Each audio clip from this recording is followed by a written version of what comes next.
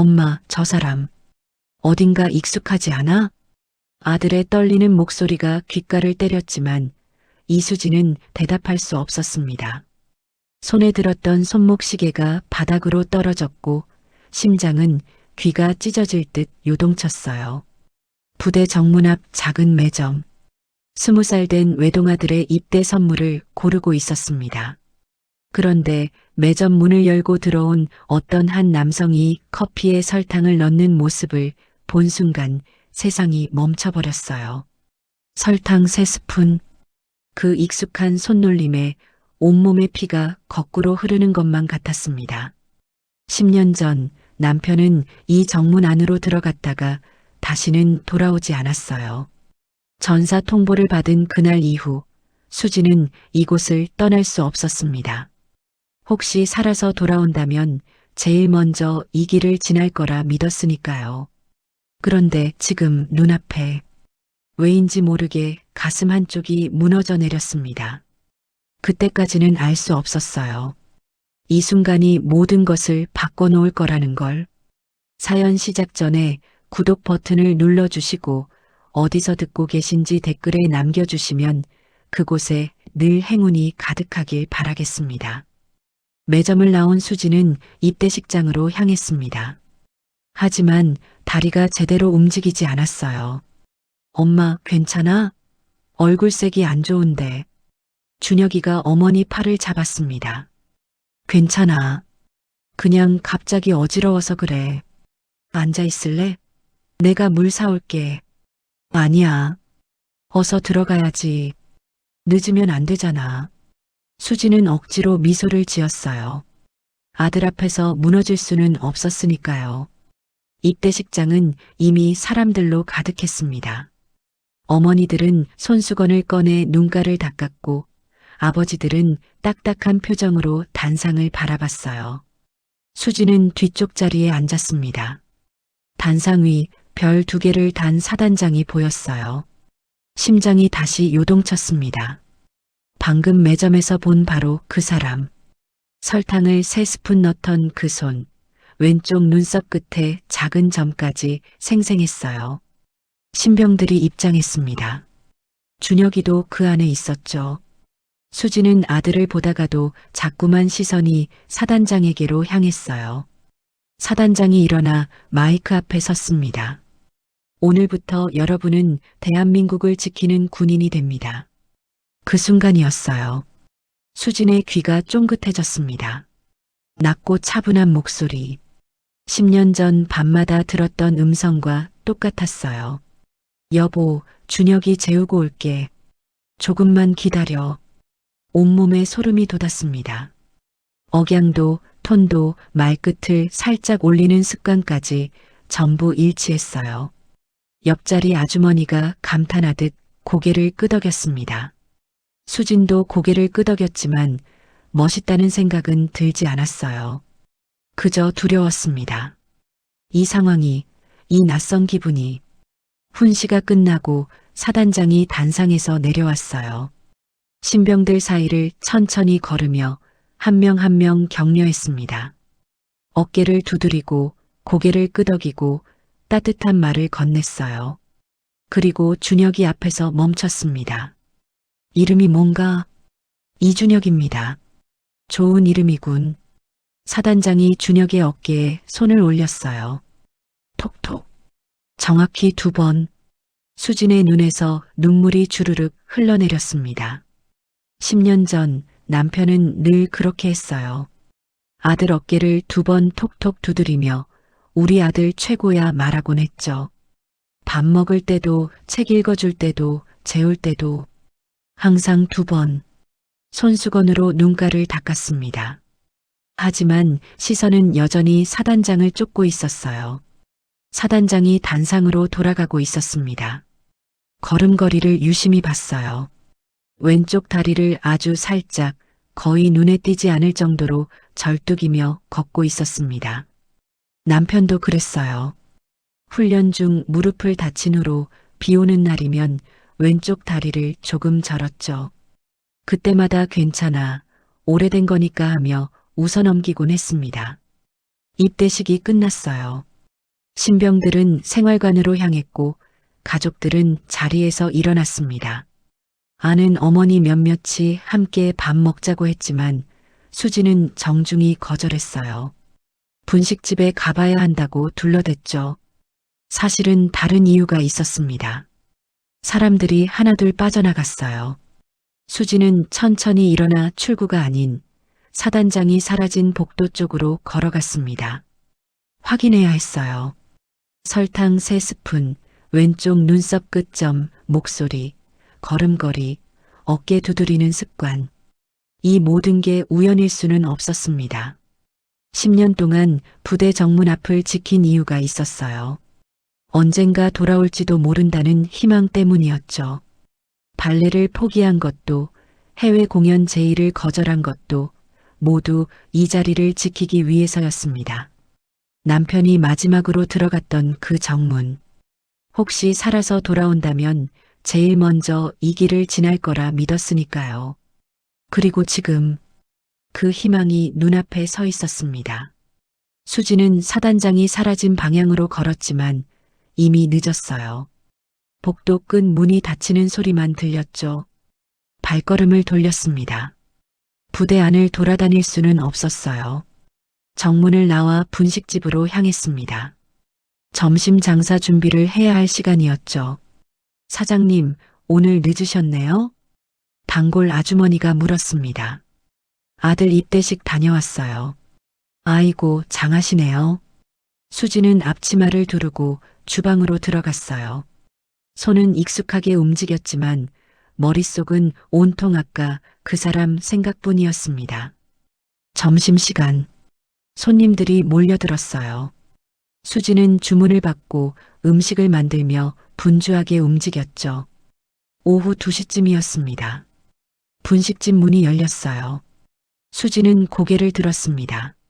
사단장이었어요. 평복 차림.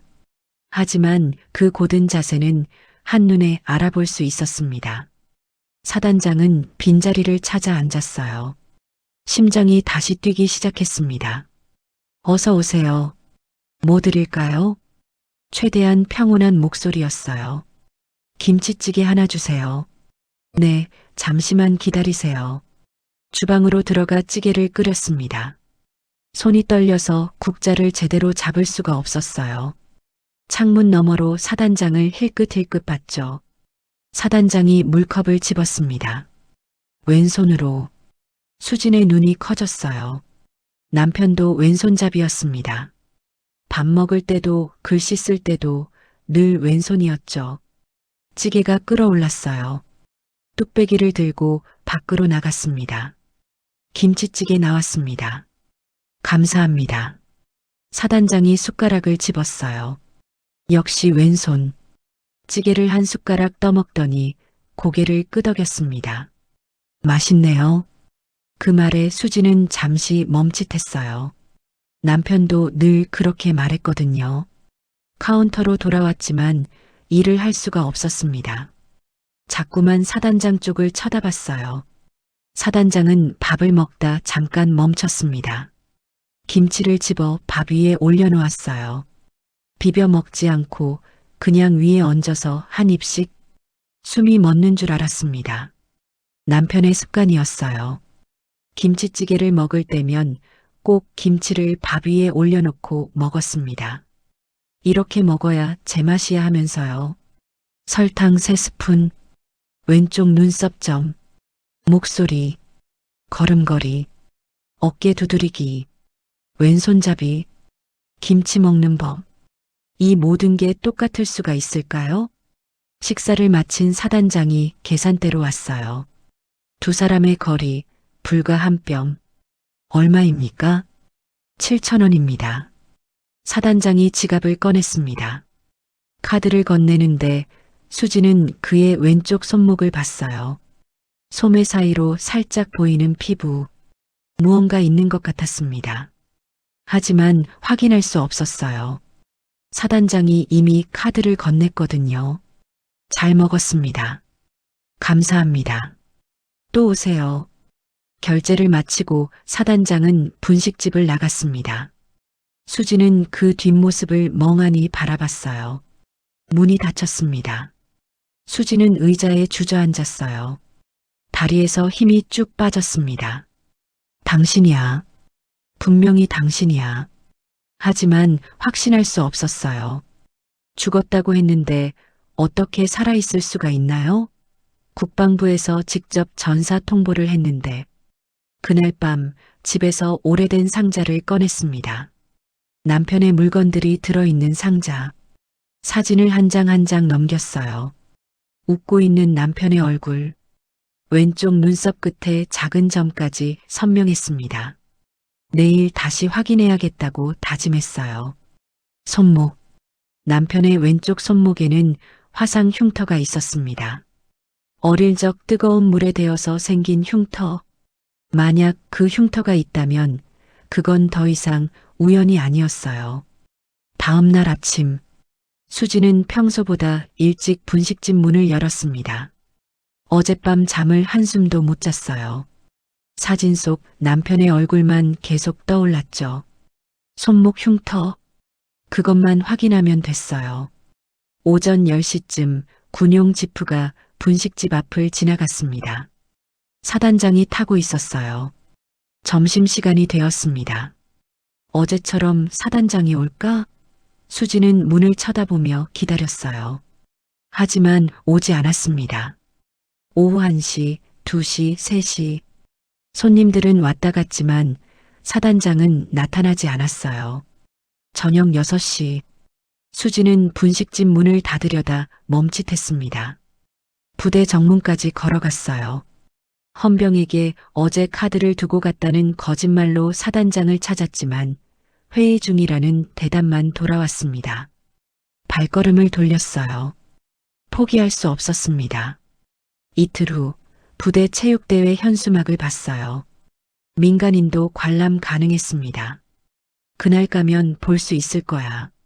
체육대회 당일 운동장엔 이미 많은 사람들이 모여 있었어요. 수지는 관람석 한쪽에 자리를 잡았습니다. 단상에 사단장이 보였어요. 운동복 차림. 소매가 짧았습니다. 저 거리에서는 안 보여. 경기가 시작되었어요. 줄다리기, 이어달리기, 축구. 사단장은 계속 단상에 앉아 있었습니다. 그때였어요. 참모가 사단장에게 다가가 뭔가 말했습니다. 사단장이 고개를 끄덕이며 운동장으로 내려왔어요. 농구 시범 경기였습니다. 수진의 눈이 커졌어요. 코트는 단상에서 불과 10m 떨어진 곳이었습니다. 경기가 시작되었어요. 사단장은 공을 받아 드리블하고 패스하고 슛을 쏘았습니다. 수지는 관람석에서 일어났어요. 사람들 틈에 섞여 코트 쪽으로 천천히 걸어갔습니다. 코트 바로 옆까지 왔어요. 사단장이 공을 잡았습니다. 슛을 쏘려고 팔을 올렸어요. 그 순간 소매가 위로 올라갔습니다. 왼쪽 손목. 수진의 숨이 멎었어요. 거기 있었습니다. 손목 안쪽 선명한 화상 흉터. 10년 전과 똑같은 모양. 아, 신음이 새어나왔어요. 다리에서 힘이 빠졌습니다. 바로 그때 사단장이 이쪽을 봤어요. 수진과 눈이 마주쳤습니다. 사단장의 표정이 굳어졌어요. 공을 놓칠 뻔했습니다. 옆 선수가 뭔가 물었지만 사단장은 재빨리 시선을 돌렸어요. 손목을 슬쩍 소매로 가렸습니다. 경기가 끝났어요. 사단장은 단상으로 돌아가지 않고 건물 안으로 들어갔습니다. 수지는 그 뒤를 따라갔어요. 복도. 사단장이 걸어가고 있었습니다. 수지는 뛰어갔어요. 저기요. 사단장이 멈춰섰습니다. 천천히 돌아봤어요. 분식집 주인이시네요. 무슨 일이십니까? 냉정한 목소리였어요. 하지만 눈빛이 흔들렸습니다. 손목 좀 보여주세요. 무슨 말씀이십니까? 왼쪽 손목이요. 제발. 수진의 목소리가 떨렸어요. 사단장은 한참을 수진을 바라봤습니다. 그리고 천천히 고개를 저었어요. 죄송하지만 저는 지금 바쁩니다. 돌아서려는 순간 복도 끝에서 군복 입은 중령이 나타났어요. 사단장을 보더니 얼굴이 굳어졌습니다. 사단장님, 민간인과 무슨... 아무것도 아니네. 가세. 사단장이 중령과 함께 사라졌어요. 수지는 그 자리에 멍하니 서 있었습니다. 흉터를 봤어요. 분명히 봤습니다. 그런데 왜 모른 척하는 걸까요? 그날 밤 수지는 분식집에 혼자 앉아 있었습니다. 흉터, 똑같은 흉터를 봤어요. 그런데 왜 모른 척했을까요? 똑똑. 누군가 문을 두드렸습니다. 군복 입은 중령. 체육대회 복도에서 봤던 바로 그 사람이었어요. 영업 끝났는데요. 압니다. 잠깐만요. 중령은 자신을 박민수라고 소개했습니다. 사단장 보좌관이라고 했어요. 오늘 체육대회에서 손목 보여달라고 하셨죠? 수지는 숨을 죽였어요. 박민수는 한참을 망설이더니 입을 열었습니다. 사모님. 그 한마디에 수진의 심장이 멎었어요. 사모님이라고 불렀습니다. 사단장의 보좌관이 수진을. 박민수는 모든 걸 알고 있다고 했어요. 사단장이 누구인지, 그분의 과거가 어떤지. 그럼 왜 아무 말도 안 하시는 거예요? 수진의 목소리가 떨렸습니다. 박민수는 고개를 저었어요. 10년 전 일 때문이라고 했습니다. 국가 기밀이에요. 그 말에 수지는 입을 다물었어요. 박민수는 계속 말했습니다. 사단장님은 복잡한 상황에 계시다고. 그래서 멀리하라고. 가까이 가면 안 된다고 했어요. 이해할 수 없어요. 왜 제가 가까이 가면 안 되는 건가요? 수진이 박민수의 팔을 잡았습니다. 하지만 박민수는 말할 수 없다고 했어요. 대신 한 가지만 확실하다고 말했습니다. 사단장님은 사모님을 잊지 않으셨어요. 10년 동안 단 하루도요. 그럼 왜? 그래서 더 가까이 가시면 안 됩니다. 중령이 사라졌어요. 수지는 그 자리에 멍하니 서 있었습니다. 10년 동안 잊지 않았다. 하지만 가까이 가면 안 된다. 도대체 무슨 일이 있었던 걸까요? 다음 날 수지는 준혁에게 편지를 썼습니다. 하지만 뭐라고 써야 할지 몰랐어요. 준혁아, 엄마는 잘 지내고 있어. 아빠 이야기는 나중에 아마. 펜을 놓았습니다. 아들에게 차마 말할 수가 없었어요. 그날 오후 분식집 문이 열렸습니다. 사단장이었어요. 평복 차림. 두 사람의 시선이 마주쳤습니다. 어서 오세요. 수지는 평소처럼 인사했어요. 김치찌개 주세요. 사단장은 자리에 앉아 주문했습니다. 주방에서 찌개를 끓이면서 박민수의 말이 떠올랐어요. 멀리 하라고. 가까이 가지 말라고. 하지만 어떡해요? 눈앞에 남편이 있는데. 찌개를 들고 나가 테이블에 놓았습니다. 사단장이 숟가락을 들었어요. 한 숟가락 먹더니 잠시 멈칫했습니다. 맛이 예전에 먹어본 것 같네요. 수진의 가슴이 철렁했어요. 예전에요? 어디서였는지는 기억이 안 나는데 이 맛 익숙합니다. 사단장의 눈빛엔 혼란이 가득했어요. 식사를 마치고 사단장이 계산을 했습니다. 카드를 건넸어요. 카드를 받는 수진의 손과 사단장의 손이 스쳤습니다. 찰나의 순간 사단장이 움찔했어요. 수진도 얼어붙었습니다. 실례했습니다. 사단장은 황급히 손을 뺐어요. 그리고 빠르게 분식집을 나갔습니다. 수진은 손을 내려다봤어요. 아직도 그 온기가 남아있는 것만 같았습니다. 기억하고 있었어요.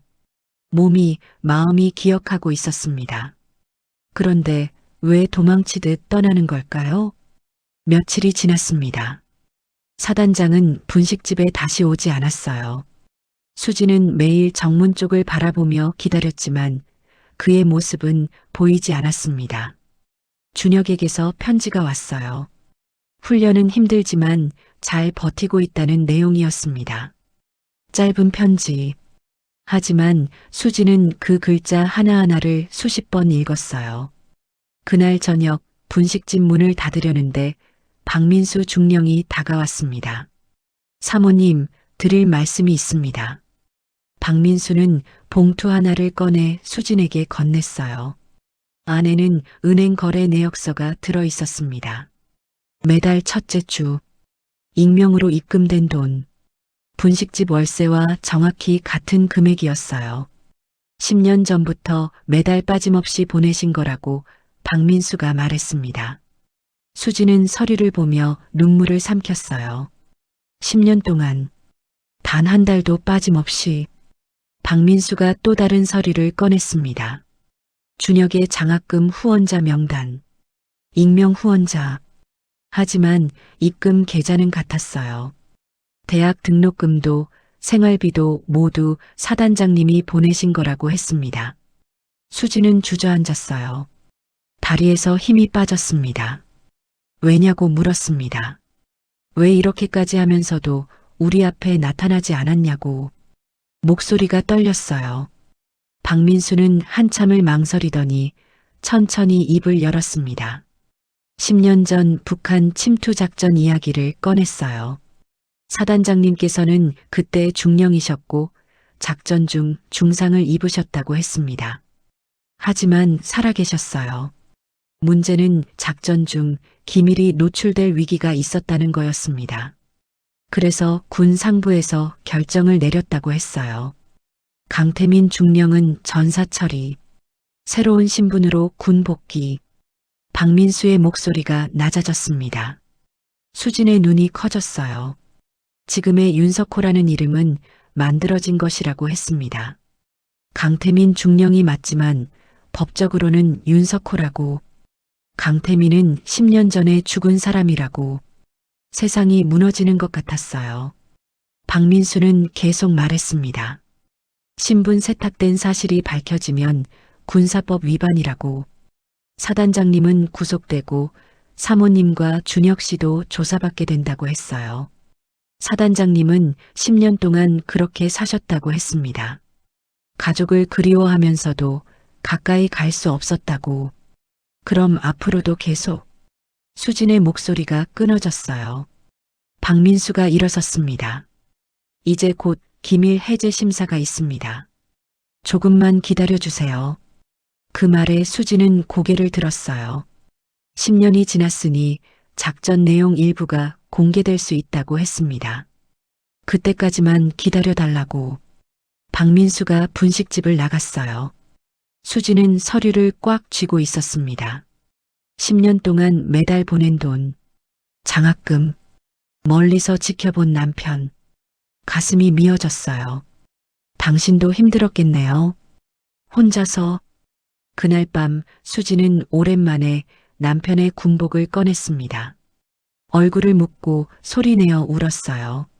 조금만 기다릴게요. 조금만. 창밖으로 별이 떠올랐습니다. 10년 전에도 저렇게 별이 빛났었죠. 이제 곧 끝날 거예요. 조금만 더.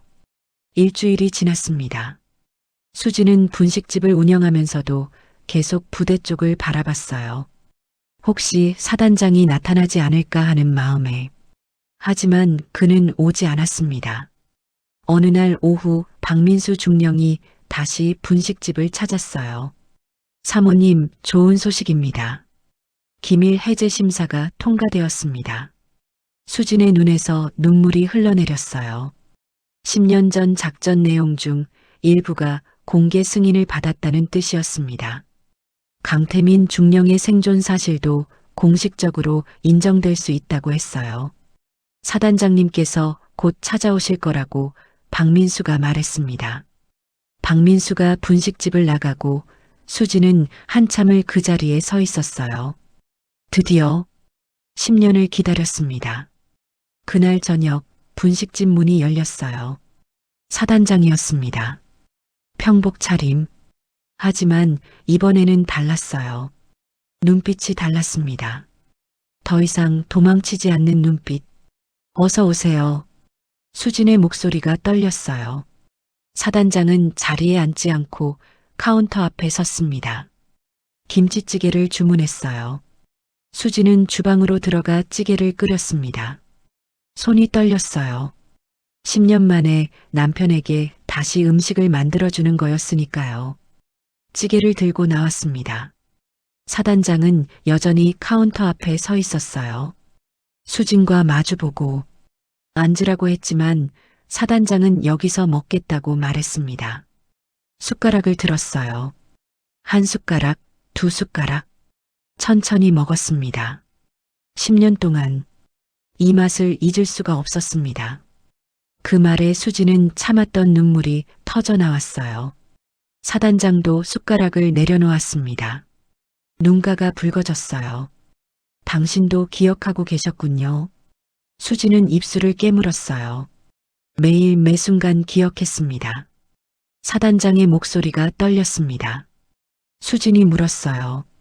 왜 이렇게 오래 오지 않았냐고. 가까이 가면 당신들이 다칠까봐 할 수 없었다고 했습니다. 사단장이 카운터에 손을 올렸어요. 수진도 손을 뻗었습니다. 두 손이 닿았어요. 10년 만에. 미안합니다. 정말 미안해요. 아니에요. 살아있어줘서 고마워요. 수진이 사단장의 손을 꽉 잡았어요. 두 사람은 한참을 그렇게 서 있었습니다. 손을 맞잡은 채 분식집 밖으로는 저녁 노을이 지고 있었어요. 사단장이 조심스럽게 준혁이 이야기를 꺼냈습니다. 수지는 알아야 한다고 말했어요. 아빠가 살아계시다는 걸 제가 직접 말씀드리겠습니다. 같이 가요. 면회 신청할게요. 수진이 미소를 지었어요. 10년 만에 짓는 진짜 미소였습니다. 사단장도 웃었어요. 어색하지만 따뜻한 미소. 같이 가자고 말했습니다. 그날 밤 수지는 오랜만에 편안하게 잠들었어요. 악몽도 없었습니다. 눈물도 없었어요. 그저 따뜻한 꿈을 꿨습니다. 세 식구가 함께 있는 꿈. 10년을 기다렸어요. 이제 시작이었습니다. 면회 날. 수진과 사단장은 함께 부대로 향했습니다. 사단장은 평복 차림이었어요. 두 사람 모두 긴장하고 있었죠. 준혁에게 뭐라고 말해야 할까요?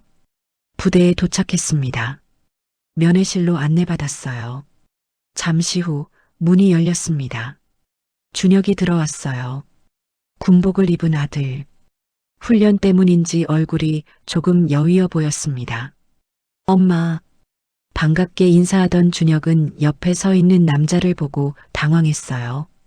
수지는 깊은 숨을 들이마셨습니다. 준혁아 앉아. 준혁은 어리둥절한 표정으로 앉았습니다. 사단장도 맞은편에 앉았어요. 준혁이 물었어요. 저분은 누구냐고. 이분이 내 아버지셔.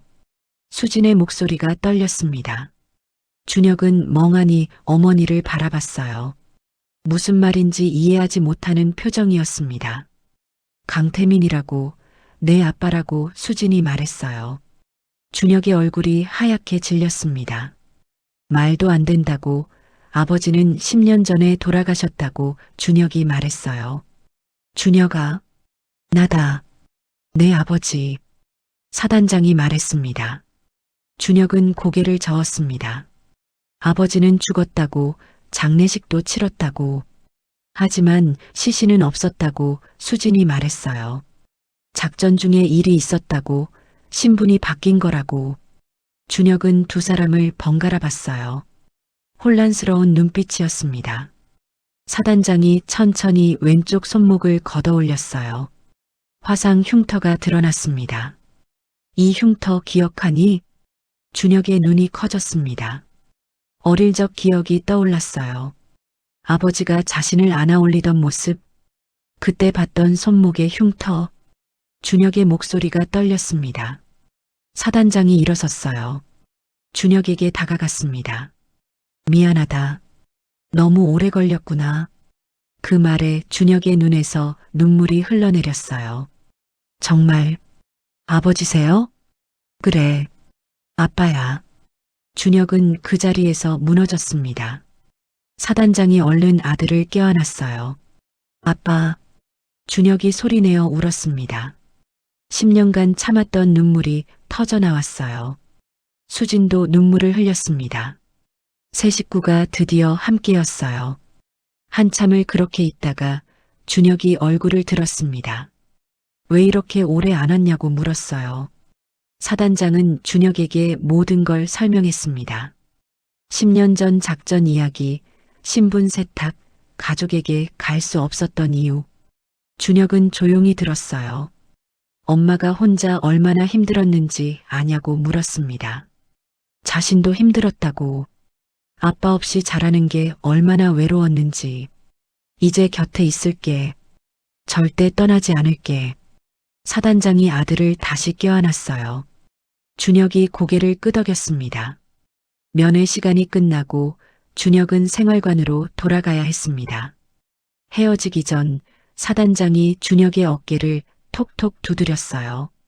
2번, 예전처럼 잘 견뎌내거라.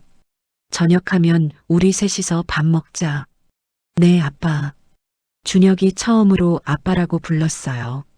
사단장의 눈가가 붉어졌습니다. 수진과 사단장은 부대를 나섰어요. 두 사람은 손을 맞잡고 걸었습니다. 이제 끝났다고 수진이 말했어요. 아니요. 이제 시작이에요. 사단장이 대답했습니다. 하늘에는 구름 한 점 없었어요. 10년 만에 맞는 맑은 하늘이었습니다. 석 달 후, 준혁의 저녁 날이었습니다. 수진과 사단장은 함께 부대 정문 앞에서 기다렸어요. 손을 맞잡고 정문이 열렸습니다. 준혁이 사복 차림으로 나왔어요. 아빠, 엄마. 준혁이 달려왔습니다. 사단장이 아들을 껴안았어요. 수고했다. 네, 아빠. 세 식구는 그렇게 한참을 서 있었습니다. 분식집으로 돌아왔어요. 하지만 뭔가 달라져 있었습니다. 분식집 옆에 작은 간판이 하나 더 생겼어요. 리수진 발레 스튜디오. 준혁이 눈을 크게 떴습니다. 엄마, 이거 다시 시작하기로 했어. 수진이 미소 지었어요. 10년 동안 묻어뒀던 꿈이었습니다. 국립발레단 수석 무용수. 하지만 남편이 사라지고 혼자 아들을 키우면서 포기했던 꿈. 사단장이 수진의 손을 잡았어요. 이제 다시 춤출 수 있다고 말했습니다. 두 사람은 스튜디오 안으로 들어갔습니다. 거울이 있고 바가 설치되어 있었어요. 작지만 아늑한 공간. 수지는 발레 슈즈를 신었습니다. 10년 만이었어요. 천천히 발을 잡고 다리를 들어 올렸습니다. 몸은 예전 같지 않았어요. 하지만 마음은 가벼웠습니다. 사단장과 준혁이 박수를 쳤어요. 저녁, 세 식구는 분식집 테이블에 둘러앉았습니다. 수진이 직접 만든 김치찌개가 놓여 있었어요. 사단장이 김치를 밥 위에 올려놓고 먹었습니다. 예전처럼 준혁이 아버지를 보며 웃었어요. 그 버릇은 여전하다고. 수진은 두 사람을 바라봤습니다. 남편과 아들이 함께 밥을 먹는 모습. 10년을 꿈꿨던 장면이었어요. 엄마, 왜 울어요? 준혁이 물었습니다. 행복해서 그래. 수진이 눈물을 닦았어요. 사단장이 수진의 손을 잡았습니다. 준혁도 어머니의 손을 잡았어요. 세 사람의 손이 포개졌습니다. 식사를 마치고 준혁이 말했어요. 아빠, 저도 군인 할래요. 사단장이 놀란 표정으로 아들을 봤습니다. 아빠처럼 나라를 지키고 싶어요. 사단장의 눈가가 붉어졌어요. 힘들 텐데 괜찮겠냐고 물었습니다. 아빠가 계시잖아요. 준혁이 웃었습니다. 수진도 아들의 선택을 응원했어요. 남편과 아들이 같은 길을 걷는다는 게 자랑스러웠습니다. 밤, 수진은 발코니에 서서 하늘을 바라봤어요. 별이 총총히 빛나고 있었습니다. 사단장이 다가와 수진의 어깨에 손을 올렸어요. 무슨 생각하냐고 물었습니다. 그냥 고마워요. 수진이 말했어요. 사단장이 수진을 안았습니다. 10년 동안 혼자 버텨줘서 고맙다고, 날 기다려줘서 고맙다고. 수진도 말했어요. 당신도 힘들었을 거라고, 멀리서 우릴 지켜줘서 고맙다고. 두 사람은 그렇게 한참을 서 있었습니다. 별빛 아래. 다음 날 아침, 분식집 문을 열었어요. 단골 손님들이 하나둘 들어왔습니다. 사장님, 요새 얼굴이 좋아 보이네요? 그죠? 수진이 환하게 웃었어요. 옆 스튜디오에서는 음악이 흘러나왔습니다. 수진이 어린 학생들에게 발레를 가르치는 소리가 들렸어요. 사단장은 부대로 출근했고 준혁은 사관학교 시험 준비를 하고 있었습니다. 평범한 일상. 하지만 수진에게는 기적 같은 일상이었어요. 10년을 기다렸습니다. 그리고 이제 다시 시작할 수 있었어요. 가족과 함께, 꿈과 함께. 분식집 창밖으로 햇살이 들어왔습니다. 따뜻한 봄날이었어요. 수지는 김밥을 마르며 콧노래를 불렀습니다. 행복한 하루였어요.